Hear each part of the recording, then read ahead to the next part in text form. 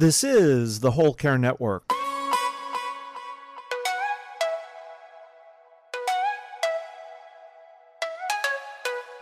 Helping you tell your story one podcast at a time.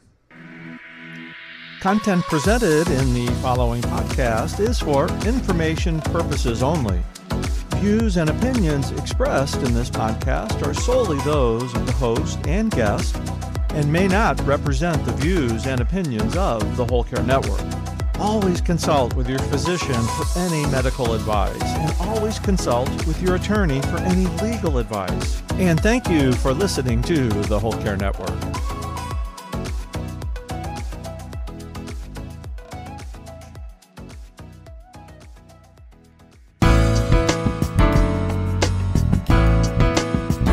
What I aim to create is what a true safe space looks like, because our job isn't to fix you. It's not to talk through your trauma and resolve it or provide any kind of therapeutic resources. What we are meant to do is tell your story. This is the Heart of Hospice podcast with Helen Bauer. Today's guest is Sarah Turner, CEO and founder of My Modern Tribute. Whether you're a family caregiver or an end-of-life professional, the Heart of Hospice is here to enhance your hospice experience by connecting you with information you can use about end-of-life care.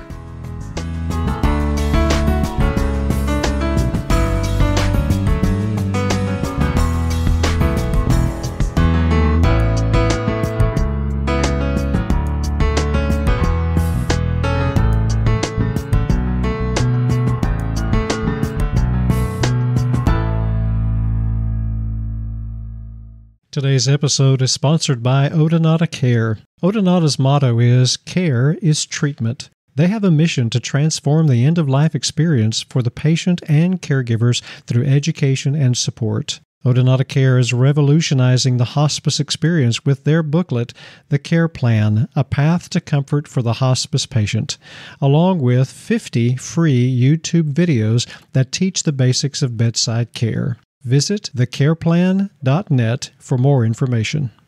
Now, here's today's episode. I love all my guests, but I really love the enthusiasm and the passion of today's guest, Sarah Turner. Sarah is the CEO and founder of My Modern Tribute. She's worked in a variety of industries, but one thing stayed consistent during those years. It was her passion for people. She's learned that we all have stories to share and that we're all interconnected. We're in a shared human story.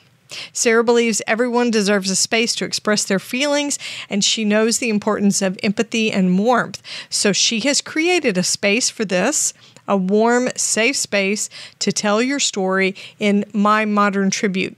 She believes that helping others explore their mortality is one of the keys to success and fulfillment. So she's going to be telling us about My Modern Tribute and the work they're doing there. So here's my discussion with Sarah Turner of My Modern Tribute.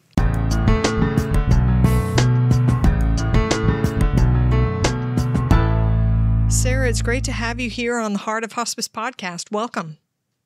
Thanks for having me, Helen. I appreciate it.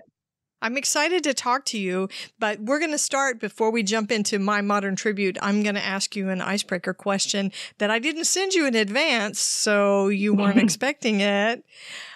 If you were having a conversation with a friend, what's one small thing they might not know about you?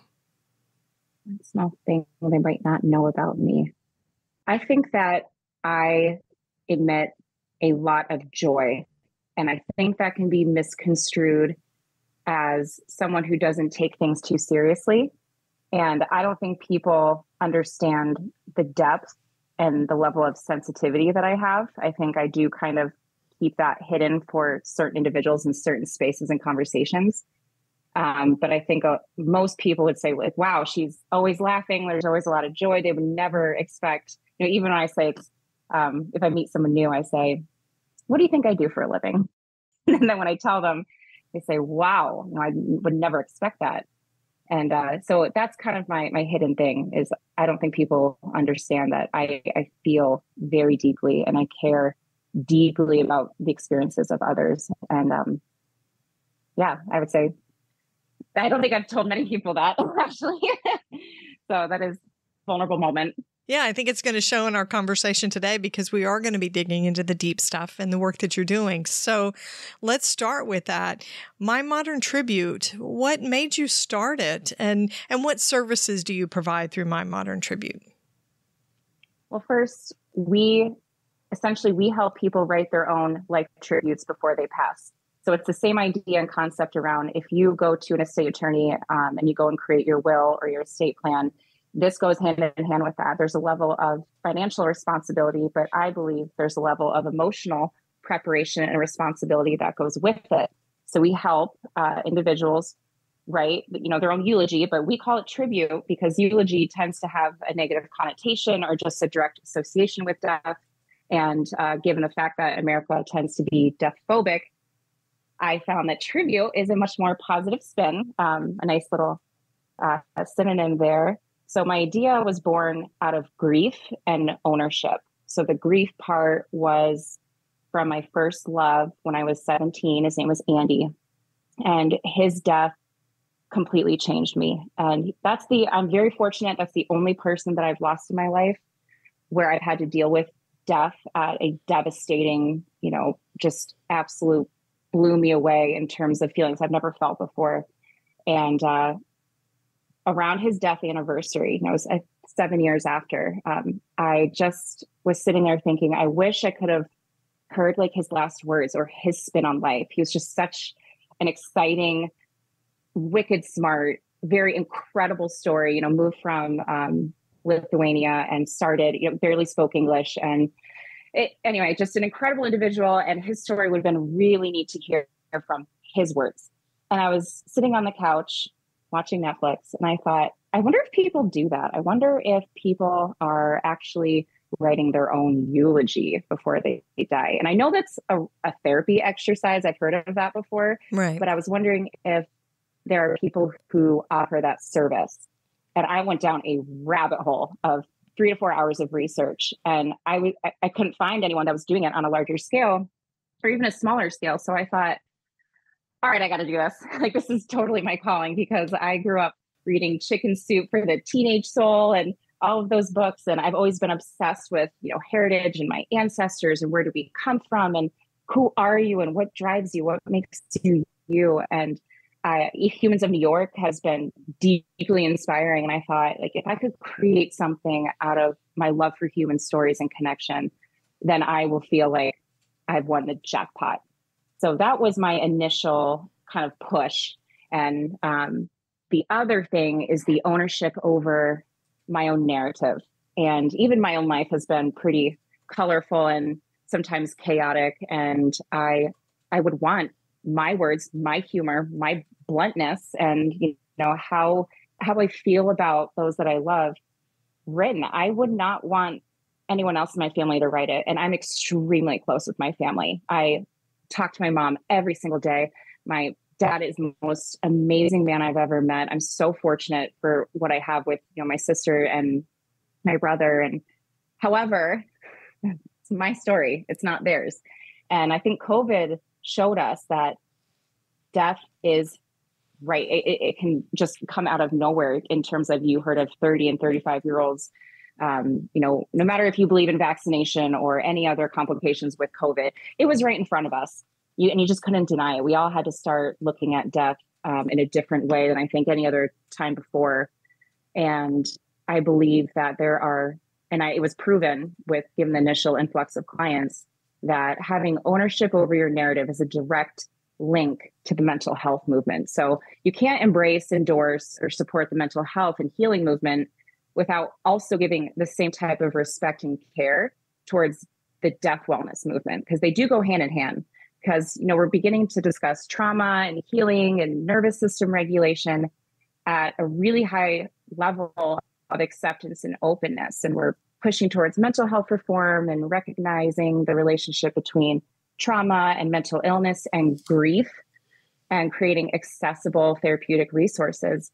And you look at us from a culture, we are desperate for authentic connection and safe relationships and to feel accepted and loved. But by majority, we're completely ignoring death wellness as like I said, America continues to be death phobic. And that's the exact kind of toxic positivity that we're fighting in the mental health movement. So I look at it and I think, well, where do I fit in all of this? So how does my modern tribute fit? And I think that what I aim to create is what a true safe space looks like, because our job isn't to fix you. It's not to talk through your trauma and resolve it or provide any kind of therapeutic resources. What we are meant to do is tell your story and tell it how you want it to be told. We are a sounding board. We hold your hand through the process, but we don't tell you how to write it or what it needs to look like. That comes out naturally from you. And so I believe that we are like a little door. So it's kind of opening up the door to like, see, that wasn't so bad. We got your story written, and do you have a will yet? Like, if you want, like, you might want to consider it. And, because I think if you look at the stats on 40-year-olds and, the millennials, I don't think the preparation is there. I think we're terrified of it. But I see us as a gateway into opening your eyes to what can be and kind of connecting that and being a bridge. So that's what started it. I love all the intention and thought that goes behind that. So the choice of tribute is very intentional. What do you think is so paralyzing about writing a eulogy? Because I've known people that were writing for someone, a life partner, a spouse, a parent, and totally drawing a blank and feeling paralyzed.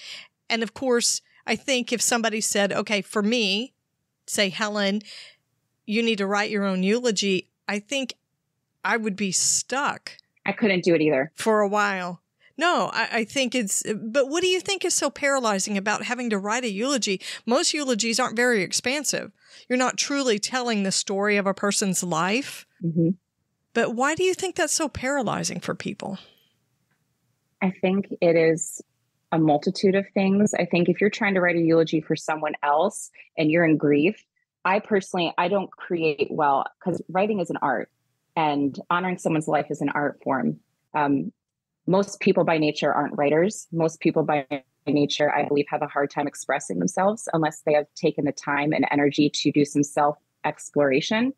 So that's just writing for someone else, especially when you're in grief. It's hard to function. I go into a freeze state. I can barely do anything. Right. Writing your own. And so when I started this whole idea, I thought, okay, well, I can't go tell people, what I'm doing if I don't have my own tribute written myself.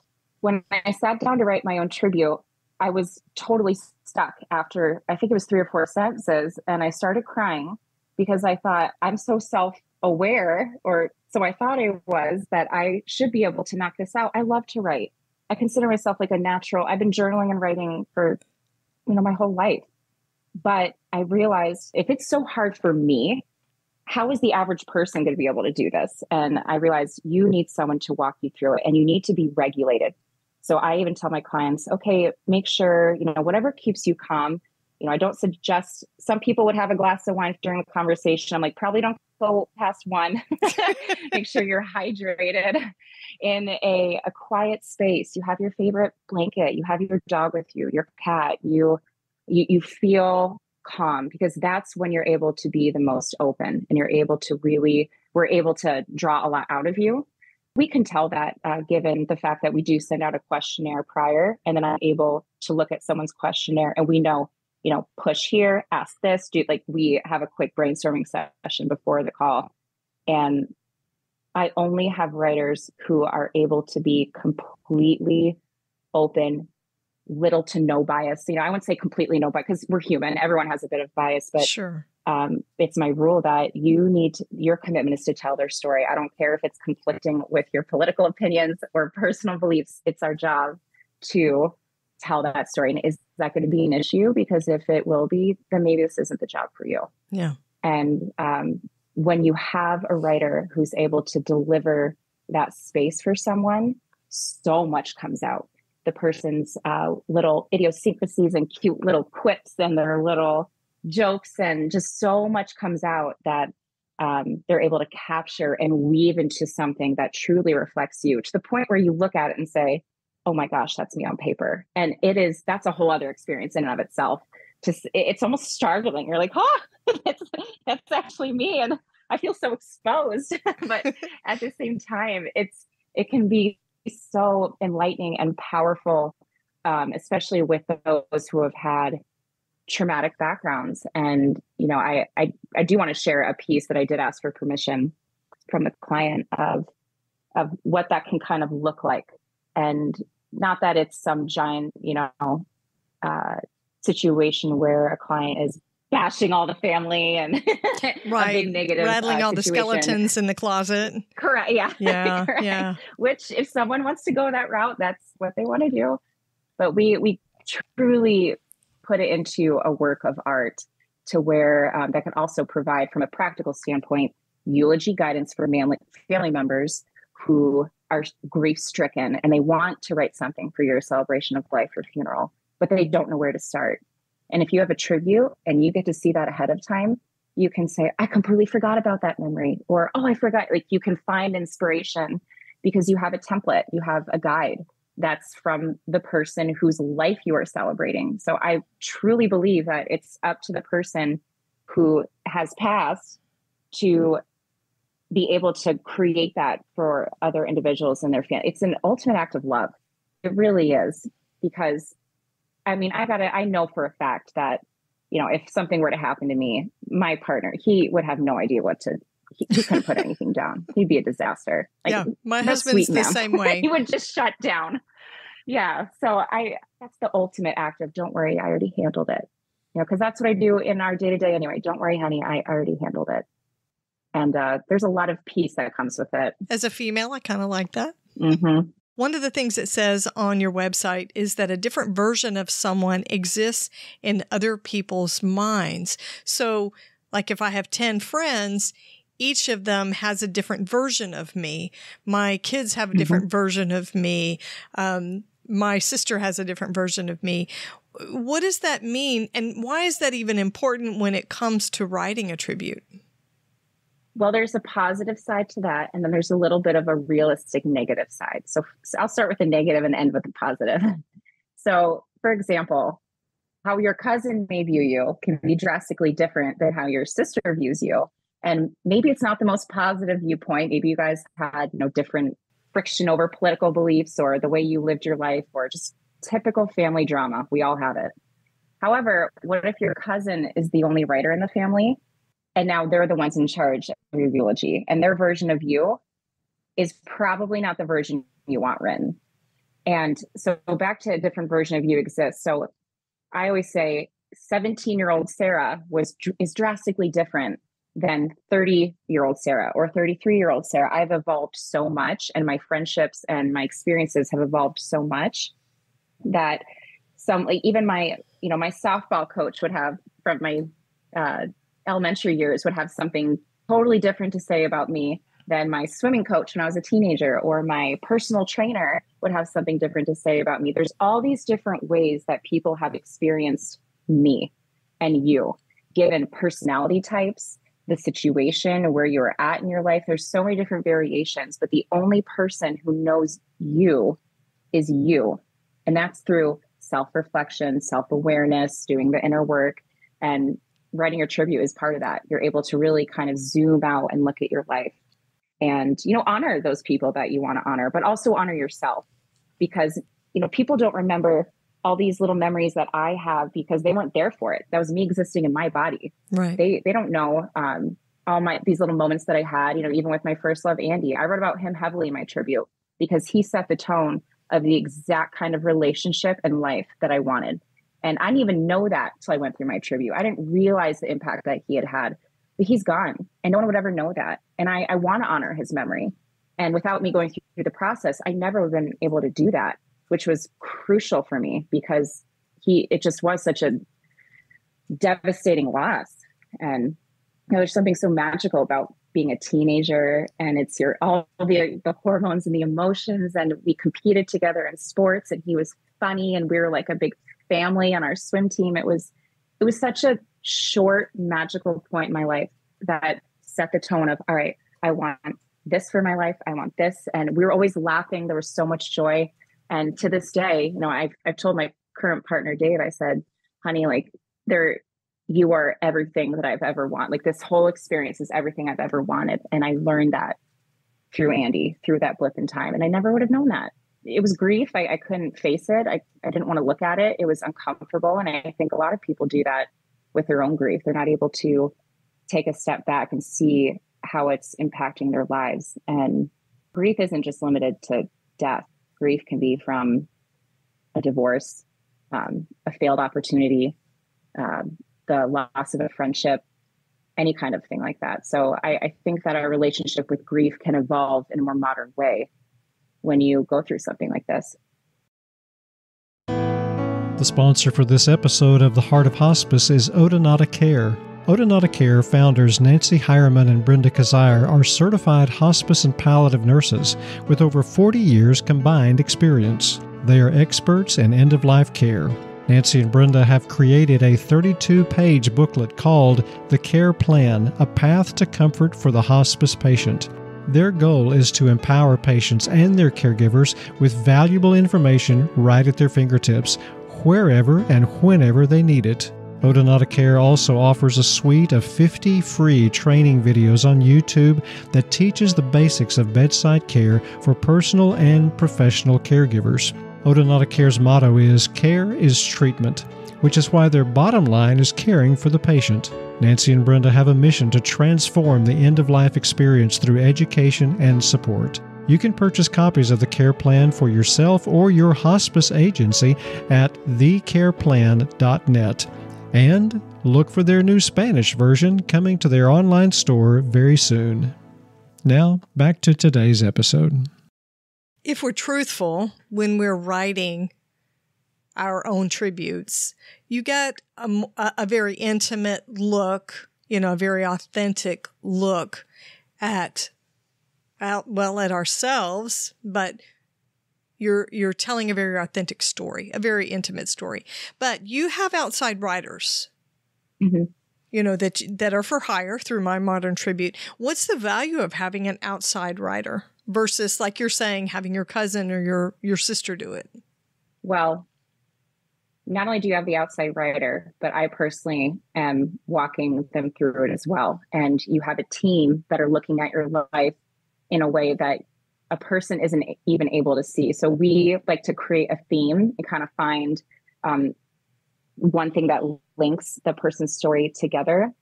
That is extremely hard to do on your own. Like I said, I tried to do it on my own and it was very emotionally chaotic. But when you have someone else who says, I noticed you said this, did you also think it could be connected to that? Or, like, for example, when my mother did her tribute, which she had a huge awakening, totally transformed her. It blew her mind. Her and my dad read it. They were crying together. My mom said, I actually want to share this now with all of you girls. I want you to know my story.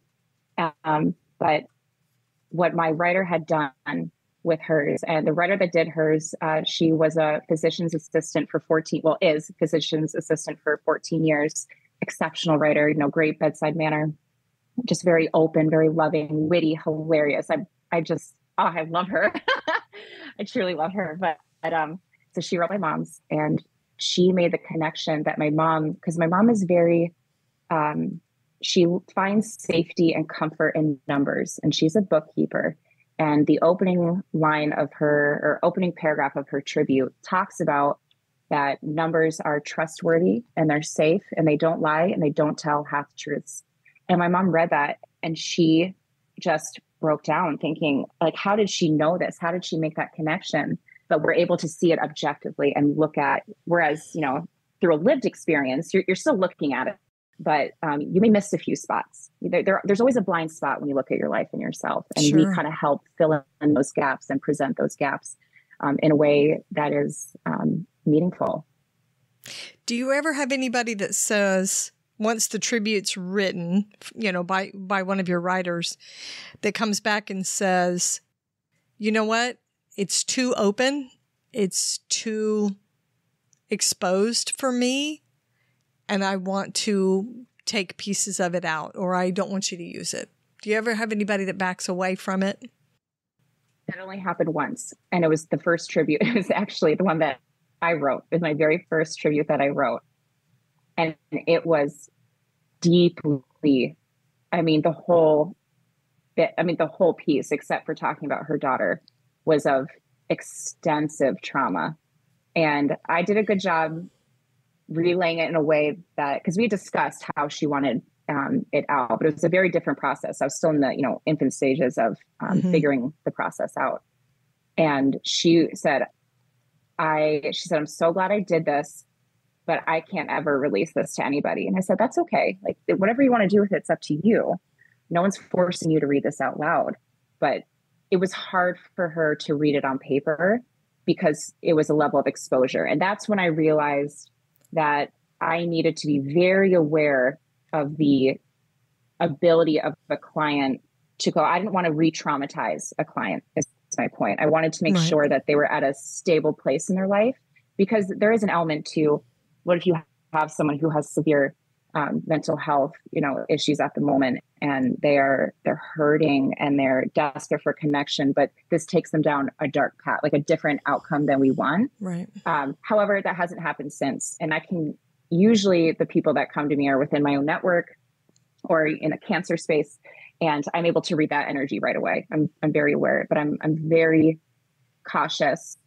I don't think I would take or have us take on a client if I sense that right away. And usually there's some wording or signs. And again, I'm not a healthcare professional, but I know someone who's hurting in a way where, your internal alarms go off. I consider myself pretty intuitive, and I can tell that. Otherwise, no, every single client blown away, like outstanding results. And that's been, a good sign. Okay, we've got our process. We know our client, but we know which direction to go. And that's been extremely rewarding. Like I had mentioned to you, is that I love watching the client transform from, they say, okay, I want to do this. And okay, I filled out the questionnaire. And that wasn't too hard, because our questionnaire just goes over some basic facts, where you were born and family members' names, make sure we have the spelling and those details ironed out. And then the interview. And I always call them after the interview, or I do a quick text, hey, did it go okay? Are you in a good spot? And it's always just like a cathartic response of, that was so moving. And, your writer's amazing. I feel cleansed. I feel like a burden's been lifted. And then there's the actual first draft. And most of the time there's hardly any edits. Like, an edit may be, this date, it was actually May 2nd. I remembered it wrong. Or, I want to add, this one person's name, but there's not a lot of edits afterwards, which is good. So that way the process doesn't go on for too long, but we do a great job at capturing it all. The bulk of it, I'd say about 95% on the first shot. Sounds like it's cathartic and therapeutic, but I can see how going back and rereading is a little bit of triggering and reliving. But I would think that for people who are going back and reading about some of the things they did, maybe it's a little bit validating about the value of the life. And, this is actually, I've been on this great adventure, and it was a whole lot better than, when I think about it, just reading it out like that, I think would be very validating, and say, my life has actually been pretty cool. I've done some interesting things. My dad's reads that way. He's, again, I love my father. He's a very stable civil engineer. He's lived a typical life of, you grow up with your family and on a farm in Pennsylvania, and then you go to college, you get your degree, and then you find a wife, and then you have the 4 kids in suburbia. It was very much that picket fence. Yeah. Oh yeah. Like Cape Cod style home in the mountains growing up. Like, it was very dreamy, every day that goes by as I get older, I appreciate my parents more and more. Just very community involved and the most giving individuals. But his tribute reads very like a confirmation of purpose. And that's what he told me. He said, I read my tribute. He said, sweetie, I feel like my confirmation of purpose and I'm on the right path has been, that was his biggest takeaway. And he's very traditional man, very into legacy and antiques, and has all the, family heirlooms in his office. And so I was raised very, very traditional. which is fun because, our conversations, I'm a very open person.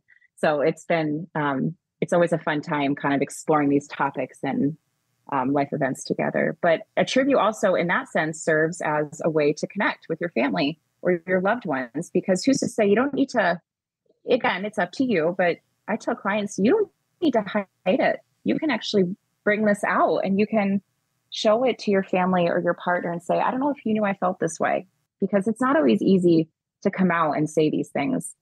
For me, it is. I love telling. I'm a words of affirmation person. That's my love language. So I love to tell everyone how I feel, and having a stronger relationship with my own mortality has created a whole new view and sense of purpose, and has literally brought so much life back into my body, and thinking I'm not even guaranteed the next 5 minutes. And I have my tribute written, which is great. If anything were ever to happen to me, my daughter has my words. That's the most important thing to me. She needs to know my journey, my path. I want her to have that. I want her to have my guidance if, I'm gone. But it's such a magical thing every day to say, you know what, I'm not going to let certain things get to me, because I know that the clock is ticking. It really is. And when you have that approach on life, things aren't so bad anymore. You don't find someone's driving habits to be as irritating anymore. And you think, it doesn't really matter. I'm like, you know what? I just don't feel like getting irritated about that anymore, because I'm just happy to be here. I'm happy to be healthy and breathing and be around my loved ones. So it brings about, and I've heard that from other clients too. They say, wow, life is precious. And because you're looking at it on paper, now you're looking at your life.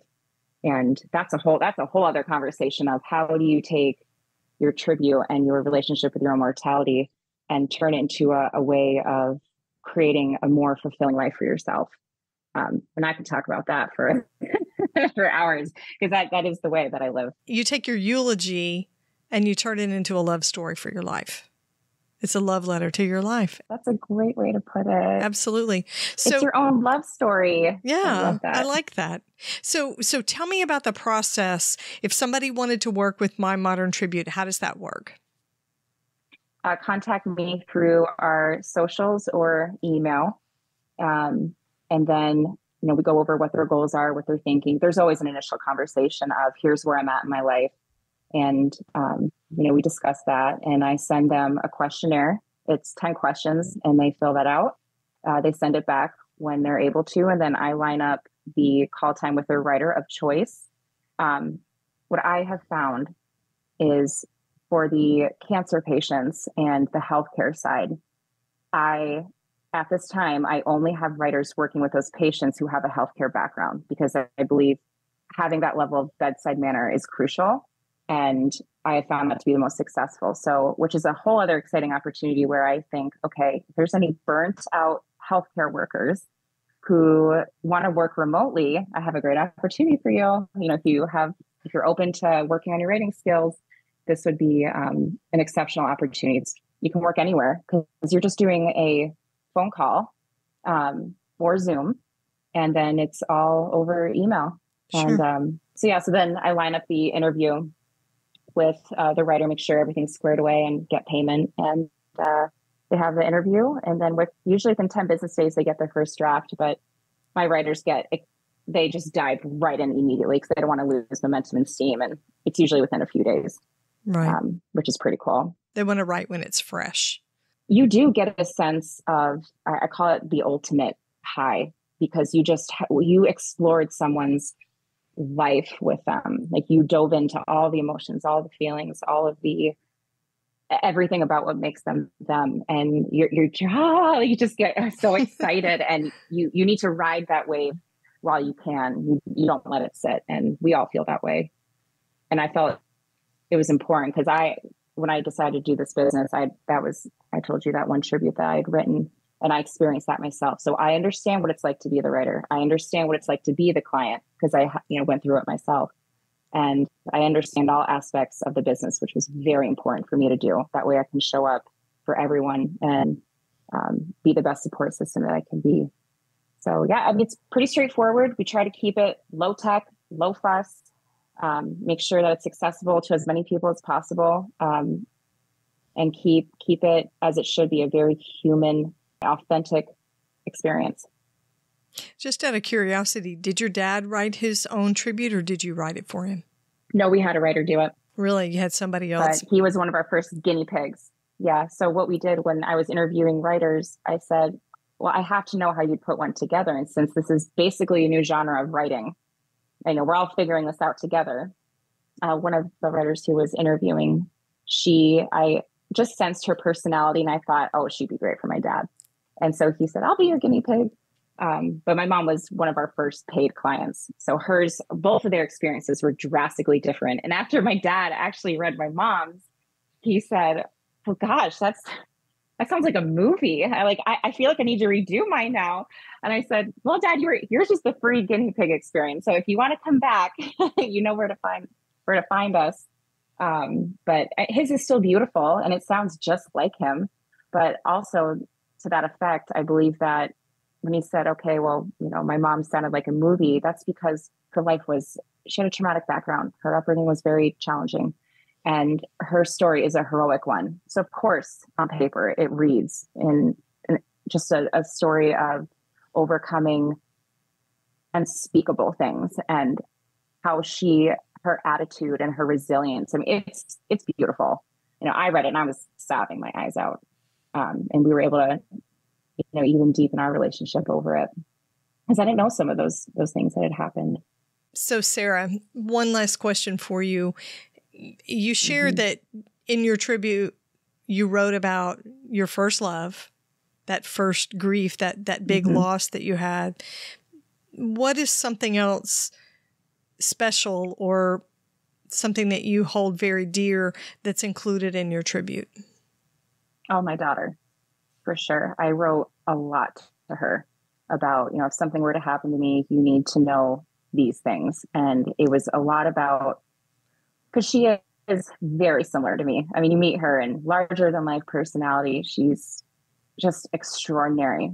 And like myself, I needed quite a bit of guidance because there was just a lot going on. And so it was a lot of confirmation of there is nothing wrong with you. You are spectacular as you are. And hold on to that love and that light that you have. And there was a lot of just pep talks, I guess, for a good way to put it, but me giving her a lot of guidance and wisdom that I knew would carry over the years in different areas of her life. That was one of the most important parts. That's the sole reason of why I wanted to do it. But it was also, because there's many reasons why you would do a tribute. So that was very special, is being able to get that out. And then also I wrote some really funny things to my family. I'm kind of the comedian of the family.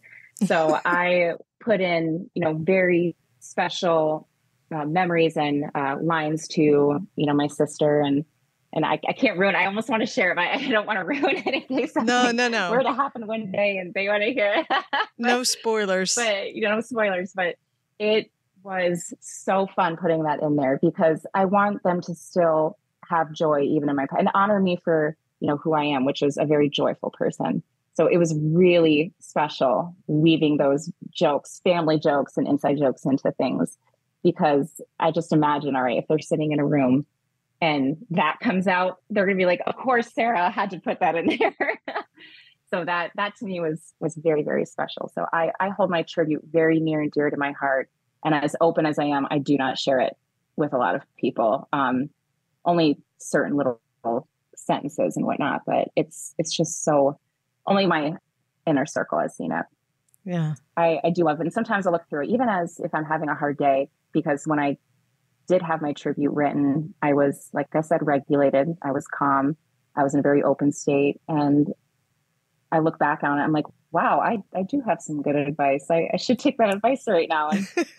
And I believe that everyone should have theirs done. However, people come to us when they're ready. And it has to be people know when they're ready. They just know. Because I'll get random messages from someone I haven't spoken to in a while. And they say, okay, I really want to do it now. And I'm like, I haven't talked to you in 6 years, but yeah, let's go for it. Let's do it. Let's dive right in. No topics off limits. There's no judgments. There's no, that's the biggest thing, is we really have created a space of love and connection, and whatever you say goes, and we just follow your lead. And we have the most beautiful people that come through, just extraordinarily gifted, witty, hilarious, beautiful, resilient humans. And it, every time, it just gets me. I'm like, I can't believe that this is what I get to do for a living. So I feel very honored, very honored. I was going to read one little example. So I did want to share this one little snippet from a client example that is being shared with permission. And this was all that she wrote about her mother that had abandoned her. I've often wondered how our mom could abandon her kids, just walking out, never showing back up, never saying a word. She was part of the legacy of silence. Sometimes alone in my room, I would wonder, does she ever think about me on my birthday? When I was a senior in high school, my brother found out where she was living, above a bar in the town next over. And we took my brothers, my husband, and myself to see her. I don't know what I had expected, but that wasn't it. It was clear that she loved the bottle more than us kids, and there were no apologies, no pining, no expressed regrets. She showed us some old family photo albums, and it felt cold and surreal, like witnessing a time warp. At least now I know where I came from.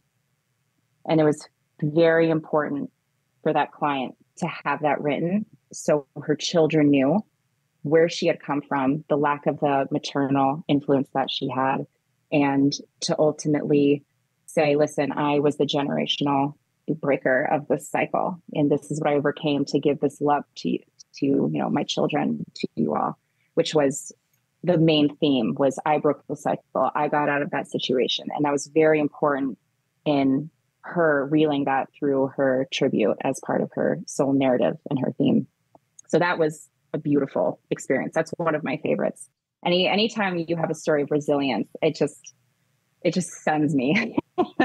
And that's very powerful. It's truly inspiring. Yeah, it is. Yeah. Thank you for sharing that. So, Sarah, how can the listeners connect with you, connect with your work, and hire a writer to have their own tribute written? Well, you can find us on Instagram, My Modern Tribute, and also on Facebook, again, My Modern Tribute. And you can email me at sarah@mymoderntribute.com. Just shoot us a message and I'll be your point of contact. Awesome. Sarah, thanks for talking with me today. I love the work that you're doing. You're creating so much meaning. Thank you so much. I really appreciate it.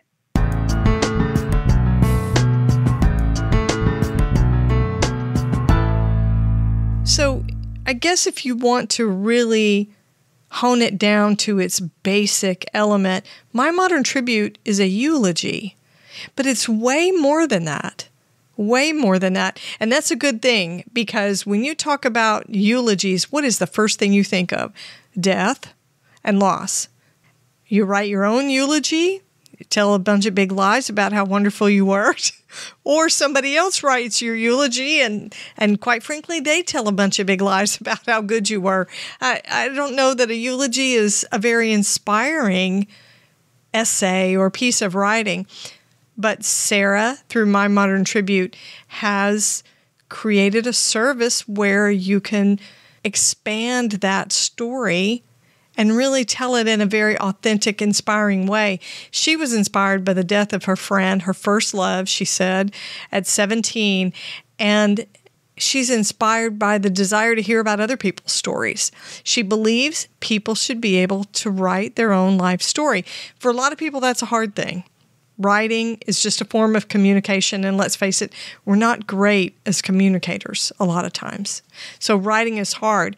And when you have to sit down and write your own story, I think a lot of people would say, oh, I didn't do anything special. I'm not very important. I didn't do anything monumental. I didn't go to the moon. I'm not a nuclear physicist. My life's been pretty boring.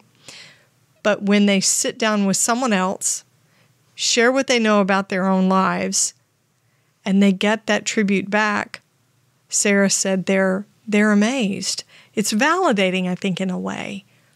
To read this, it's not that somebody's perspective is different. They're not observing your life. They're just taking your details and telling the story for you. What Sarah describes is life-changing for people to read that about themselves. And using the outside writers, the writers that come on the team with My Modern Tribute, it helps people reveal their blind spots, things that they wouldn't see as interesting or important in their lives. And then they realize, well, yeah, this did have value. People often say that the process of writing a tribute is cathartic, which makes sense. Journaling is cathartic. It's therapeutic. So writing a tribute is cathartic. If you're interested in having Sarah or one of her team write a tribute for you, check out mymoderntribute.com. You can find them on Facebook and Instagram as well. Find out the services they're doing and find the power of the tribute for yourself. Be sure to catch the next episode of the Heart of Hospice podcast. You can find more episodes on theheartofhospice.com, and don't forget to subscribe on your favorite podcast platform. You can connect with the Heart of Hospice on Facebook and Instagram and send your questions or comments by email to me at helen@theheartofhospice.com.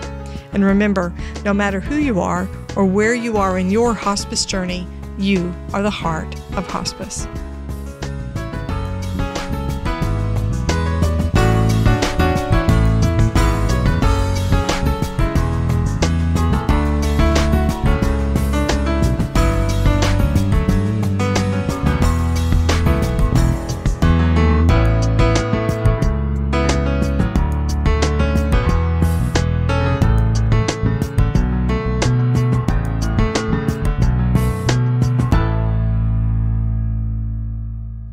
This is the Whole Care Network.